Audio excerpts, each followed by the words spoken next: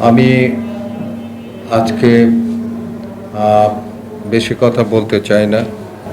আমরা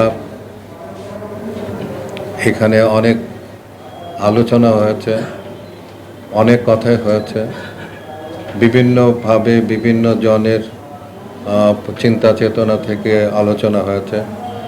আমি শুধু বলতে চাই যে জুলাইয়ের এই আগস্টের যে সংস্কৃতি, যেটা নতুন করে যে সংস্কৃতি, যেটা মানুষ লালন করে আসছিল, সেই সংস্কৃতিকে মানুষ কিন্তু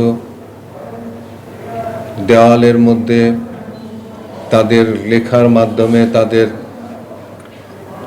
চিত্র অঙ্কনের মাধ্যমে কিন্তু সেটি ফুটিয়ে তুলেছে। কিন্তু আমি মনে করি যে ওইটুকুই আমাদেরকে যদি এগোনো যায়, তাহলে কিন্তু আমি মনে করি যে আমাদের আসল যে সংস্কৃতি, যেটা আমরা চাই, যেটা আমরা চেয়েছিলাম, সেটা কিন্তু ফুটে উঠবে এবং সেটাই কিন্তু আমাদের আগামী দিনের জন্য একটি বিষয় হয়ে দাঁড়াবে।